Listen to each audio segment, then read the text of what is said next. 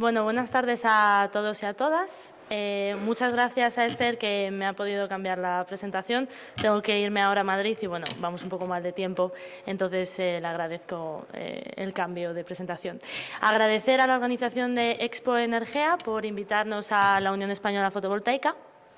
Y bueno, yo soy Paula Santos, soy la directora técnica de la Unión Española Fotovoltaica y vamos a ver un poco de manera general lo que ha supuesto y lo que es el fin del impuesto al sol.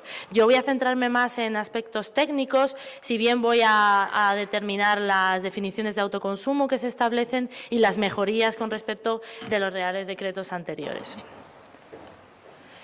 Bueno, voy a empezar diciendo de manera muy breve qué es UNEF, el trabajo que realizamos.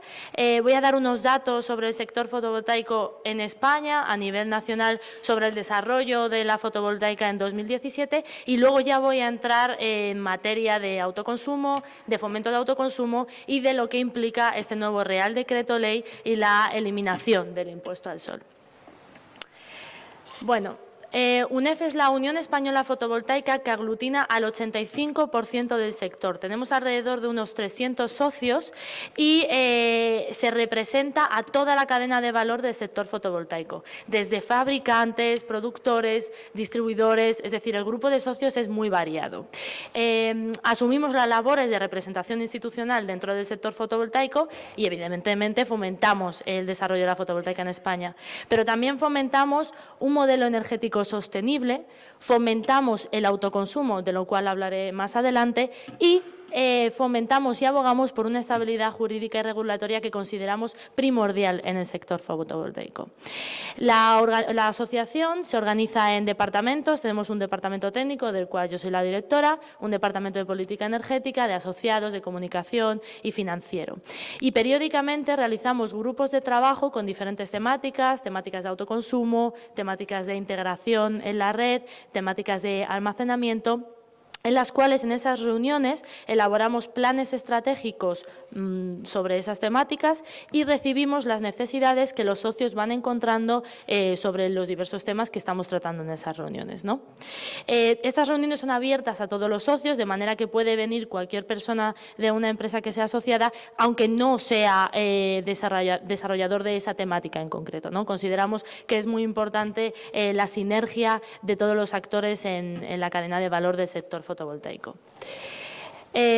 UNEF cuenta con una asamblea y cuenta con delegados autonómicos en las comunidades autónomas que se eligen de forma democrática cada 2 años. Esto es muy importante para poder tener, digamos, puntos en todos los lugares de España a los que nosotros desde Madrid no podemos llegar. Y realizamos informes de forma periódica sobre diversas temáticas. Hemos hecho informes sobre PPAs, informes sobre almacenamiento y realizamos de manera anual un informe en el cual damos datos del sector fotovoltaico en el año anterior y del cual voy a hablar en unos minutos, como había comentado. Evidentemente, para dar labor de soporte a nuestros socios, tenemos una relación directa con ellos, realizamos y les enviamos de forma periódica las novedades del sector, por email, pero además nos pueden hacer llegar las consultas que tengan, tanto técnicas, de política energética y financieras, con las necesidades que se van encontrando en el sector fotovoltaico. Además, UNEF ostenta la presidencia de la Plataforma Tecnológica Española, de la cual yo soy la secretaria. Por último, para daros ya la visión global de qué es UNEF, en UNEF organizamos jornadas técnicas, puesto que, como comentaba, creemos que es muy importante la sinergia entre los diferentes actores del sector y, pues, digamos, el poder realizar una mezcla de conocimientos. Este año hemos realizado jornadas de PPAs, que es un nuevo modelo de negocio dentro del sector fotovoltaico, de almacenamiento, pero como el gran evento del sector que lo organiza UNEF es el Foro Solar. En el caso del Foro Solar de 2018, tuvo lugar a principios de este año y, bueno, como veis ahí los datos, tuvimos mesas de debates de toda la cadena de valor, desde almacenamiento, nuevos modelos de negocios, a las novedades tecnológicas del sector, y tuvimos más de 600 asistentes. Así que os invito a todos y a todas para el próximo año que asistáis y que nos conozcamos allí. Como decía, una de las grandes funciones que tenemos desde la asociación es la realización de un informe anual en el cual damos los datos del sector fotovoltaico en el año anterior. Publicamos el informe anual en el 2018 y damos la perspectiva del crecimiento del desarrollo fotovoltaico en 2017. ¿Por qué digo perspectiva de crecimiento? Pues bien, creemos y esperamos, pero creemos por las cifras, que a partir de ahora el sector fotovoltaico va a remontar. Si vemos los datos, que aquí, a ver si... vale. Esta gráfica representa la tendencia o cómo ha ido evolucionando la potencia fotovoltaica instalada de forma anual. En 2017 se han llegado a 135 megavatios de potencia fotovoltaica anual en España. Eso es mucho mayor que los 55 megavatios de 2016, si bien estamos todavía muy lejos a los datos de 2007 y 2008, que fue cuando se produjo este boom fotovoltaico, ¿no? ¿Por qué decimos que creemos que hay una remontada? Bueno, evidentemente la tendencia va mostrando de que después de la caída esperamos que esto vaya remontando, pero evidentemente tenemos un largo recorrido para ello. Si vemos esta gráfica, es la capacidad fotovoltaica de forma anual que se ha ido instalando en España. Esta gráfica muestra la misma tendencia que vemos aquí. Hay un boom de instalaciones fotovoltaicas entre 2007 y 2008 y luego la tendencia va creciendo de forma más paulatina y casi manteniéndose constante hasta llegar a los 4,8 gigas de potencia acumulada total en España en 2017. Si nos fijamos en la distribución de la potencia fotovoltaica instalada en España, vemos que es en Castilla-La Mancha y en Andalucía, en las comunidades autónomas donde hay más potencia fotovoltaica instalada, seguida por Extremadura, creo que esto es un dato muy importante aquí, Castilla y León y Murcia. Y estas 5 regiones aglutinan el 70% de la potencia fotovoltaica instalada en España.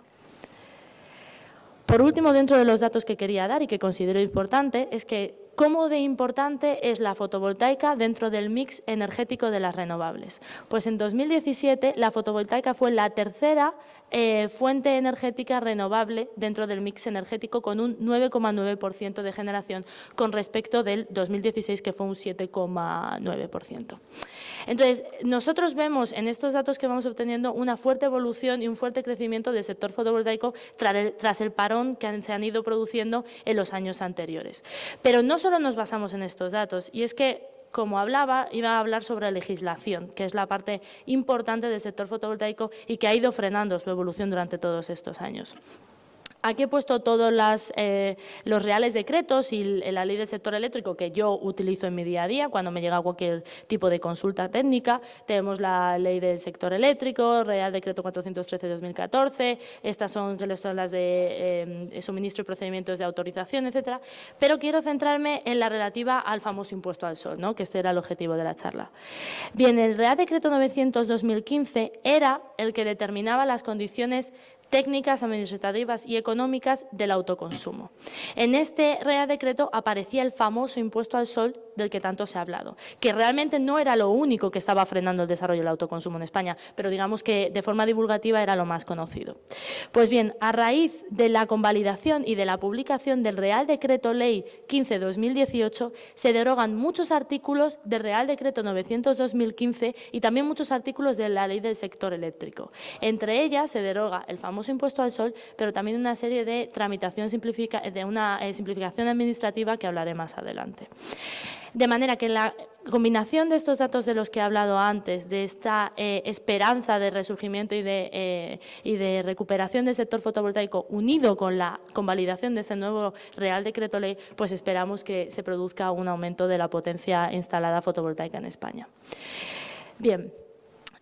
Para empezar a hablar de impuesto al sol y de las condiciones técnicas que nos vamos encontrando, creo que es muy importante empezar a hablar sobre el autoconsumo y definirlo inicialmente.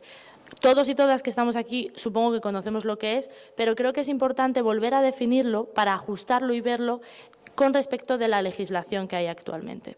El autoconsumo es la capacidad de producir, de consumir, pero también de gestionar la energía que se ha producido. Esto es muy importante y esto es fundamental. El autoconsumo supone un ahorro en la factura de la luz, de las emisiones de CO2, pero también permite la creación de comunidades energéticamente independientes con respecto de la red. Este es otro gran factor, el tema de la generación distribuida, que es muy importante tener en cuenta y tener en mente. Y finalmente, el autoconsumo es fundamental para integrar la fotovoltaica en las edificaciones y en las ciudades. Esto permitiría obtener los objetivos de transición energética que se están planteando en todos los países de la Unión Europea. Algunos datos del autoconsumo que hemos dado en el informe anual de 2017 es que este creció un 25% con respecto al año anterior. Sigue siendo un valor muy pequeño, pero estos datos se calcularon mucho antes de la convalidación de este Real Decreto Ley 15/2018, por lo cual esperamos que el próximo año, si nos vuelven a invitar desde Expo Energía, este porcentaje sea muchísimo mayor. Como decía, voy a entrar ya en materia. ¿Qué medidas implica este nuevo Real Decreto Ley? 3 medidas simplificadas que voy a comentar de forma técnica a continuación. Significa la eliminación del impuesto al sol, significa simplificación administrativa de todas las instalaciones de autoconsumo, sobre todo de pequeña potencia, y significa la definición de autoconsumo compartido colectivo, del cual aquí se ha hablado muchísimo en las ponencias anteriores y del cual voy a entrar un poco en materia. Y luego, de hecho, podemos abrir un turno de preguntas para cualquier duda que tengáis. Bien. Primero, ¿qué tipos de autoconsumo se definen? Si en la legislación antigua se definían un autoconsumo tipo 1 y tipo 2 en función de la potencia que había instalada y en ambos casos esta potencia instalada estaba limitada por la potencia contratada, es decir, si yo tenía una potencia contratada en mi factura de la luz, esto limitaba la dimensión de las instalaciones fotovoltaicas y dependiendo de esta potencia contratada también iba a determinar el tipo de autoconsumo que tuviera, tipo 1 o tipo 2. En la nueva legislación, en el Real Decreto 15/2018, se cambia la definición de los tipos de autoconsumo y aparece únicamente 2 tipos, muchísimo más simplificados. Un autoconsumo sin excedentes, es decir, yo tengo una instalación fotovoltaica, voy a producir esa energía, la voy a autoconsumir, pero no la voy a verter la energía que me sobra, la energía excedente, a la red. Y la instalación no va a estar limitada por la potencia contratada. Puedo dimensionar la instalación como yo desee. En el autoconsumo con excedentes es muy similar al de sin excedentes, con la diferencia de que en este caso sí puedo verter la energía que a mí me sobra a la red, esa energía que no voy a autoconsumir y además obtener una retribución por ello. El hecho de que no hay límite en la potencia instalada, como comentaba, supone un gran avance. Esto implica que es posible dimensionar la instalación como se desee. Con respecto de los trámites administrativos de este nuevo Real Decreto Ley, en el caso del autoconsumo tipo 1 y tipo 2 del antiguo Real Decreto, los trámites administrativos eran muy tediosos. Los plazos de tiempo, los periodos de tiempo que se necesitaban para instalar las instalaciones eran muy tediosos, muy largos y en muchos casos desincentivaban el uso y el fomento del autoconsumo. Esto es uno de los grandes pasos en este nuevo Real Decreto Ley y es que las tramitaciones administrativas se limitan muchísimo y se reducen. En el caso del autoconsumo sin excedentes, no es necesario ni pedir el permiso de acceso y conexión ni realizar un contrato técnico de acceso. Es decir, si yo quiero tener una instalación de autoconsumo en mi casa y que no sea sin excedentes, no tengo ni que hablar con la distribuidora ni tengo que realizar un contrato de acceso con ella. Únicamente tengo que hacer que esta instalación esté regida según el reglamento electrotécnico de baja tensión. En el caso con el autoconsumo con excedentes, la situación es muy parecida para las instalaciones menores de 15 kilovatios y para las menores de 100 kilovatios no tienen que registrarse en el registro de producción eléctrica, lo cual también simplifica muchísimo todos los pasos administrativos. Como decía, esto es uno de los grandes pasos en el desarrollo del autoconsumo, la simplificación administrativa, el hecho de que no sea necesario esperar la respuesta de los distribuidores, esperar la respuesta de la realización del contrato técnico de acceso para evitar desincentivar el uso del autoconsumo y el fomento del mismo. Sobre impuestos y peajes, como decía, el Real Decreto antiguo imponía un impuesto al sol que este impuesto era un impuesto sobre la energía autoconsumida. Es decir, yo generaba una energía en mi instalación fotovoltaica, la consumía en mi casa y sin pasar por las redes de distribución ni las redes de transporte se me aplicaba un cargo por ello. Esto no tenía ningún sentido porque no estaba utilizando las redes. Este impuesto, el impuesto al sol por energía autoconsumida, se elimina en este Real Decreto Ley. Pero también se elimina el impuesto por el uso de baterías. En el Real Decreto había un peaje que había que pagar por la capacidad de almacenamiento que se tuviera. Ahora esto se elimina. Esto hace que se incentive muchísimo el uso del almacenamiento y de la energía autoconsumida, como comentaba. Es importante también, en los dos tipos de autoconsumos que vemos, en el caso del autoconsumo sin excedentes, el hecho de que yo no vaya a verter energía a la red hace que yo sea considerada como un sujeto consumidor y que, por tanto, solo tenga que pagar por el peaje de uso de redes, pero por la energía que yo estoy cogiendo de la red. En el caso del autoconsumo con excedentes, sí que tendré que pagar por la energía que vaya a verter a la red y que sí que va a utilizar las redes de distribución o transporte, dependiendo del nivel de tensión en el que nos encontremos. Pero la energía que yo vierta a la red se va a considerar como cualquier energía que se produce en cualquier instalación de producción eléctrica y, por lo tanto, se podrá obtener una compensación, de la cual voy a hablar más adelante. Sobre contadores. El esquema de los contadores del antiguo Real Decreto era muy complicado. Dependía de si eras de tipo 1, de si eras de tipo 2, de si eras de tipo 2 con una potencia menor de 100 kilovatios. Esto hacía que a mí me llegaban consultas durante este verano de yo tengo una instalación con esta potencia, entonces ¿cuál es mi contador? Y tenías que ver cada detalle del tipo de instalación que tenías para decirles exactamente cómo es el tipo de contadores, el esquema de contadores que tenían que utilizar. Además, el contador de generación, que en la mayor parte de los casos era obligatorio, implicaba unos gastos adicionales que volvían a desincentivar el uso del autoconsumo. En este nuevo Real Decreto se dice que solo es necesario aquellos contadores estrictamente imprescindibles, que estos son el de consumo y el de punto frontera. Con el de consumo, que es este de aquí, y con el de punto frontera, yo puedo determinar la generación, puesto que al de consumo le quito la parte de energía que he cogido de la red y de esa forma puedo determinar cuánta energía estoy generando como instalación fotovoltaica. Y por último, otra de las grandes medidas que hemos hablado mucho durante todo este día en Expoenergía en general y que es uno de los grandes debates ahora mismo tras la convalidación de este Real Decreto Ley es el autoconsumo compartido. En el antiguo Real Decreto no se definía, es decir, no existía. Bueno, hubo una sentencia por el Tribunal Constitucional, creo que lo conocemos todo, pero después de eso no existía, no había definición, no se regulaba. Había un vacío legal muy importante. Esto generaba muchísima inestabilidad jurídica y regulatoria.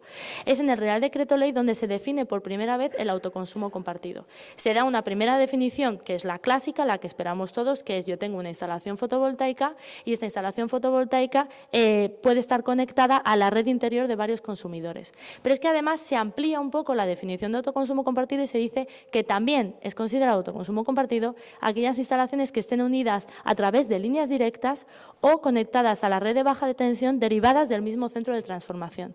Esto es un cambio muy importante. Esto es un cambio incluso en la concepción que tenemos de la generación de energía, pasar de un modelo totalmente centralizado de generación de energía a posibilitar la generación descentralizada y distribuida. El autoconsumo compartido supone creación de comunidades energéticas independientes, lucha contra la pobreza energética en el sentido de que se puede compartir la energía que de un determinado edificio nos sobra para dárselo a otro edificio en el que no puedan pagar energía eléctrica, etc. Ahora bien, es importante entender que el Real Decreto Ley es el primer paso para el desarrollo del autoconsumo. Es decir, se eliminan por primera vez las trabas que estaban impuestas, pero todavía queda muchísimo por hacer. Quedan muchísimas cuestiones abiertas. Por ejemplo, en el autoconsumo compartido, ¿cómo se va a realizar la distribución energética en la instalación fotovoltaica? ¿Cómo va a ser la disputa entre la persona del séptimo A y la del primero B? Todo este tipo de cuestiones técnicas y administrativas que son muy detalladas todavía no están delimitadas. Por ejemplo, ¿cómo se va a realizar la compensación de excedentes, de la energía que se vierta a la red. Esto tampoco está delimitado en el Real Decreto Ley, se deja muy abierto. Pues bien, esperamos que todas estas características, estos detalles, se concentren y se detallen de forma más gráfica en el Real Decreto de Acceso y Conexión, que esperamos que se publique a finales de este año o principios del año que viene. En ese momento, una vez ya tengamos todo el mapeo, pues se podrá dar una visión más detallada de cómo se va a realizar, por ejemplo, la compensación de excedentes, cómo se va a realizar esta distribución de energía en autoconsumo compartido, etcétera, etcétera. Había comenzado mi exposición diciendo que se ha eliminado el impuesto al sol y que es el momento de empezamos al fomento del autoconsumo, pero ahora toca decir que seguimos trabajando por ello y que aquí seguiremos informándonos y fomentando el autoconsumo. Muchas gracias.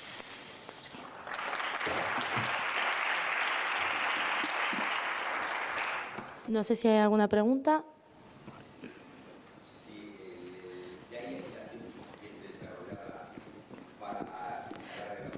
Perdona, creo que es que estabas tú y luego la chica de arriba, pero sí, si quieres. No te he escuchado, perdona. Que si ya hay legislación desarrollada, yo mañana puedo ser consumidor con excedentes, yo mañana puedo arreglar los papeles, pongo mis placas y marcho sin problema. Sí, claro que puedes, claro. Antes también podías, ¿eh? O sea, esto también es algo que es muy importante tener en cuenta. Antes se podía.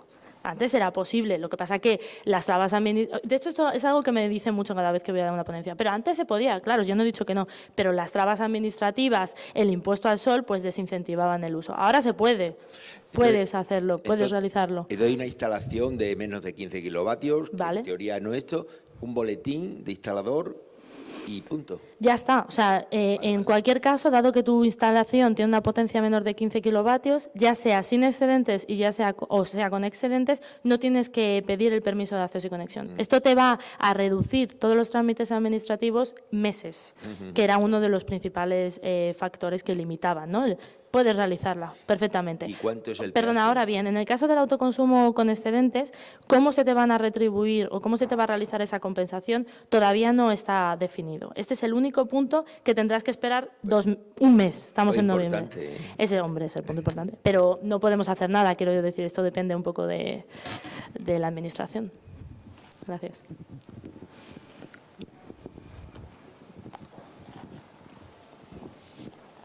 Buenas tardes, Hola. Muchas gracias por tu presentación, la verdad es que ha sido bastante clara y Gracias. la única duda iba en el mismo sentido que comentaba el señor, es cuánto supondrá este peaje en el caso de las de mayor de 100 kilovatios, más o menos qué parte de, o digamos, qué porcentaje de ese pool que nosotros veríamos retribuido se va a llevar el peaje. Al final es tener el número. Esto también es una pregunta muy interesante y te agradezco que me la hagas. El Real Decreto Ley realmente supone una ventaja para instalaciones principalmente de pequeña potencia, porque a partir de 100 kilovatios las instalaciones… Toda la tramitación que tienen que realizar es muy similar a la que se venía haciendo hasta ahora. Los peajes que vas a tener que pagar son los peajes por el uso de la red. El único que no vas a tener que pagar es el impuesto al sol, que es por energía autoconsumida. El resto me temo que siguen existiendo, a no ser que en el Real Decreto de Acceso y Conexión, el cual yo desconozco, porque nosotros desde UNEF no podemos desarrollarlo, de repente eliminen muchos peajes, pero dudo muchísimo que sea así. Tú tienes que pagar un cierto peaje por el uso de la red de distribución o de transporte, únicamente por verter la energía que estás realizando. Y luego la que se publican cada año. Efectivamente, que varía pues en función, esto depende de la ley del sector eléctrico y van variando y como decía, se publican cada año, van variando ese peaje, ¿no? Es que las de más de 100 kilovatios al final… el cambio es muy pequeño excepto por el tema del impuesto al sol. Y como comentabas del pool, pues tú la energía la vas a vender al mercado eléctrico como si fueras una instalación de producción de energía eléctrica grande, ¿no? Como se lleva haciendo. Se va a realizar a pool. Esto es otro problema, ya nos podemos meter en una discusión, ¿no?, de mercado eléctrico, etcétera, que es muy interesante y me encantaría hablar sobre ello, pero bueno, sería súper extenso y no puedo… Pero bueno, no sé si te he contestado más o menos a la pregunta. Una última que tiene que ver con las instalaciones pequeñas. ¿El registro en el Ministerio O sea, el registro de autoconsumo va a tener que seguir haciéndose. Ay, gracias que me hayas preguntado esto porque se me ha olvidado comentarlo y de hecho lo tenía ya apuntado y se me olvidaba siempre que lo expongo. Se crea un registro de autoconsumo en este nuevo Real Decreto Ley. Se supone que en el antiguo ya estaba, pero no era online, no era gratis, bueno, no todas las instalaciones de autoconsumo estaban registradas y para nosotros, por ejemplo, para determinar cuánta potencia se había instalado autoconsumo era un caos, ¿no? Ahora se supone que este registro de autoconsumo es virtual y es gratis, ¿vale? Y lo lleva, bueno, a nivel nacional, pero las comunidades autónomas pueden crear sus propios registros de autoconsumo y pueden gestionarlo de forma regional. Entonces tú con tu instalación de autoconsumo entras, te registras, la comunidad autónoma determinada, en este caso la Junta de Extremadura, realizará los trámites necesarios y ya está. Y a su vez…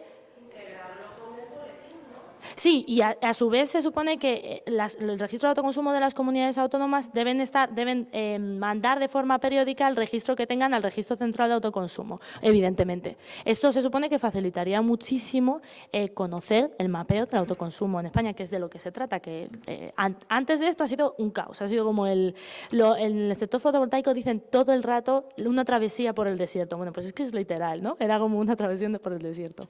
En fin, nada.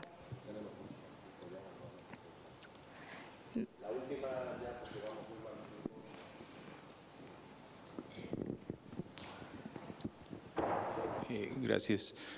Nosotros en Madrid le preguntábamos las multinacionales de diferentes sectores a la ministra de Economía sobre la estabilidad legislativa. Y estaban muy preocupados por el caso precisamente de los salarios, de los arriendos. Ahora esta nueva legislación hay de vial en Madrid. Y, bueno, seguimos muchos y especialmente los del sector de ingeniería, indagando acá en Europa, especialmente en España, para muchos proyectos que se van a cerrar precisamente ahora en Inglaterra por lo que está pasando allá. Pero lo que más nos preocupa es ese cambio y esos virajes como las antiguas veletas de la legislación. Entonces tenemos un decreto ley de hace muy poco tiempo. Cambió y cambia rotundamente, me sorprende esto. En tu experiencia, ¿qué posibilidad hay que esta veleta vuelva a cambiar, vuelva a haber un cambio de 180 grados o esto sí se quede y realmente pueda ser un anuncio que uno se pueda volver a Estados Unidos o a Asia y decir, listo, allá sí se va a conservar esto y va a seguir mejorando, en su experiencia? Esto es una pregunta complicada, también muy interesante y o sea, que ahora mismo es como muy estándar, ¿no?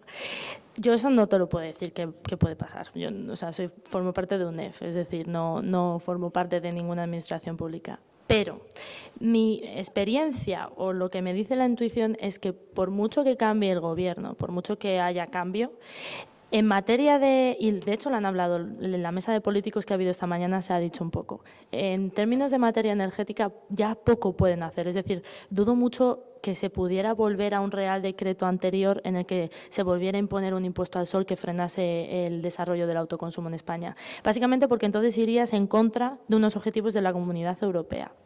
No creo que sea lo que se vaya a producir. Sería muy raro, en un escenario muy raro, que se cambiase totalmente otra vez un giro de 180 grados y volvamos a la travesía del desierto, al impuesto al sol. Porque es que hay una serie de objetivos por la Unión Europea que hay que cumplir y que además, por lo que dicen los políticos, ya es una cuestión que es general, en la que más o menos todos están de acuerdo. Esperemos que sea así, pero bueno, esto es lo que me dice la experiencia y la intuición, ¿no? No es más que mi teoría, digamos. Bueno, muchas gracias.